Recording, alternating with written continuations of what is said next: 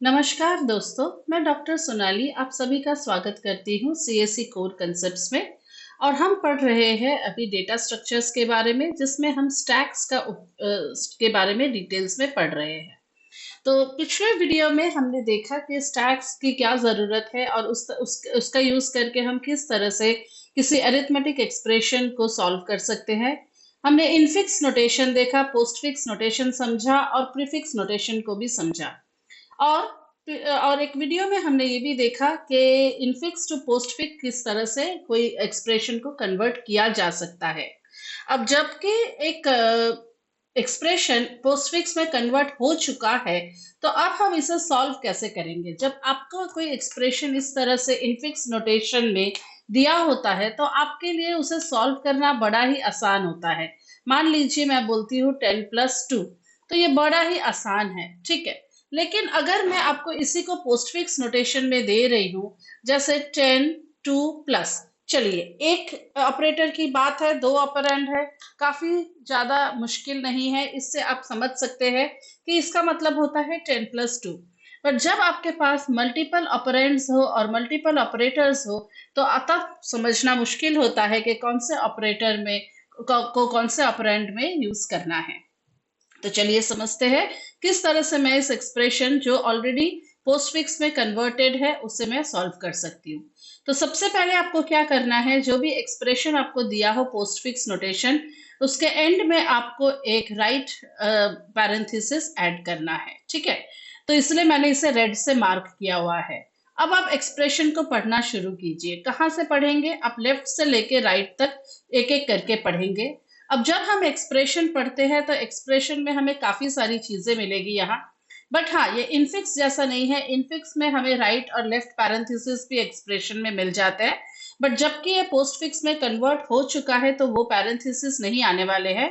तो आपको कोई ऑपरेंड मिलेगा। ऑपरेंड मतलब 1 2 10 8 ए बी, इसे ऑपरेंड कहा जाता है। तो अगर आपको कोई ऑपरेंड मिलता है तो आप क्या करेंगे, उसे सिंपल स्टैक में पुश करेंगे। अगर आपको ऑपरेटर मिला, नॉट ऑपरेटर के अलावा जो भी ऑपरेटर मिला, तब आप क्या करेंगे, जो भी ऑपरेटर आता है, जैसे प्लस आएगा, तो आप ऊपर से 2 ऑपरेंड्स को पॉप करेंगे, इवेलुएट करेंगे एक्सप्रेशन को, और फिर उसका आंसर जो है आप उसे पुश करेंगे स्टैक में, ठीक है। तो हम देखेंगे किस तरह से हम करने वाले हैं। और तीसरा है, अगर आपको नॉट ऑपरेटर मिलता है, क्योंकि नॉट ऑपरेटर जो होता है, लॉजिकल ऑपरेटर नॉट, वो सिर्फ एक ही ऑपरेंड पे काम करता है। बाकी सारे ऑपरेटर्स को काम करने के लिए मिनिमम 2 ऑपरेंड्स की जरूरत पड़ती है। तो अगर नॉट ऑपरेटर है तो उस केस में आप क्या करेंगे, सिर्फ एक ही ऑपरेंड को स्टैक से पॉप करेंगे और इवेल्युएट करके रिजल्ट को फिर से हमें स्टैक में पुश करना है। तो चलिए हम सॉल्व करते हैं। यही वाला एक्सप्रेशन है। ये एक्सप्रेशन आप खुद से भी करके मुझे कमेंट सेक्शन में बताइए कि आपको इस एक्सप्रेशन का यही पोस्टफिक्स मिल रहा है या नहीं। तो मान लीजिए ये एक्सप्रेशन ऑलरेडी पोस्टफिक्स में है। तो पहला स्टेप ये है कि मैं एक्सप्रेशन के एंड में एक राइट पैरेंथेसिस ऐड कर रही हूँ, जिसका तात्पर्य ये होगा कि मेरा स्ट्रिंग खत्म हो चुका है। चलिए, तो अब हम लेफ्ट से लेके राइट तक हर एक एक्सप्रेशन की वैल्यूज को रिट्रीव करते हैं। तो पहले 10 मिला और 10 ऑपरेंड है, तो मुझे क्या करना है, स्टैक में सिंपल इसे पुश करना है। सेकंड ऑपरेंड है 8, उसे भी मैं स्टैक में पुश कर रही हूँ, एक के ऊपर एक। थर्ड है 4, तो 4 को भी मैंने स्टैक में पुश कर दिया। अब मुझे मिला प्लस, जो कि एक ऑपरेटर है।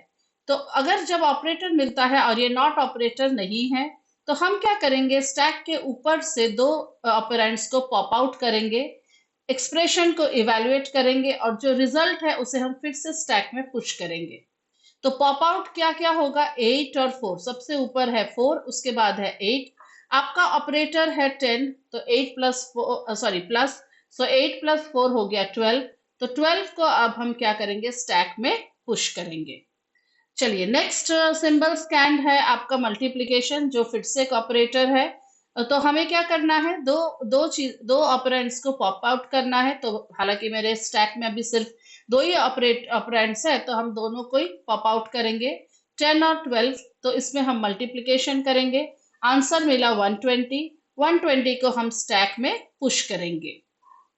नेक्स्ट मुझे मिला 6 एक ऑपरेंड है तो मैं उसे स्टैक में पुश करूंगी। फिर मुझे मिला 3 को भी हम स्टैक में पुश करेंगे। फिर मिला डिवीजन। अब क्योंकि मुझे डिवीजन मिला तो मैं क्या करने वाली हूँ, फिर से मैं दो एलिमेंट्स को पॉप आउट करूंगी, ठीक है, और मैं उसे डिवाइड करूंगी। सो इनफिक्स में इसका अगर देखिए, हाँ, अब बच्चों को काफी कंफ्यूजन होता है कि मैडम ये 3/6 होगा या 6/3 होगा।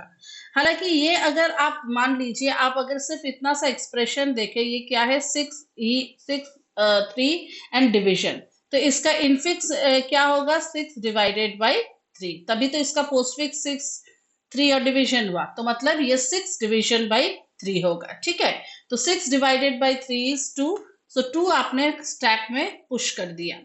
उसके बाद आपका आता है सब्ट्रैक्शन। तो आपके सिर्फ 2 ही एलिमेंट्स है, आप उसको पॉप आउट कीजिए, इवेलुएट कीजिए और आंसर को पुश कीजिए। तो 120 - 2 इज 118। इसके बाद आपका खत्म हो रहा है, क्योंकि आपको क्या मिल रहा है, सिर्फ एक राइट पैरेंथेसिस, जो कि इंडिकेट कर रहा है कि आपका एक्सप्रेशन खत्म हो चुका है। अगर आपने ध्यान दिया हो तो अगर पोस्टफिक्स एक्सप्रेशन में कोई भी और इसके अलावा कोई और राइट और लेफ्ट पैरेंथेसिस नहीं है, क्योंकि जब हमने उसे इनफिक्स से कन्वर्ट किया था तभी हमने उनको एलिमिनेट कर दिया था। तो फाइनल आंसर आपको जो मिला है वो है 118। तो आप इसी तरह से एक मैं आपको दूसरा एक्सप्रेशन देती हूँ, आप इसे जरूर से सॉल्व कीजिएगा और मुझे कमेंट सेक्शन में लिखिएगा इसका आंसर आपको क्या मिल रहा है। तो आशा करती हूँ आपको ये समझ में आया हो। हम हमारे अगले वीडियो में देखेंगे कि किस तरह से इनफिक्स एक्सप्रेशन को हम प्रीफिक्स में कन्वर्ट करेंगे, और फिर हम देखेंगे कि प्रीफिक्स एक्सप्रेशन को किस तरह से इवैल्यूएट किया जाता है। सो चैनल को जरूर से लाइक, शेयर और सब्सक्राइब कीजिए, ज्यादा से ज्यादा प्रैक्टिस कीजिए और अपने एग्जाम की तैयारी कीजिए। Thank you.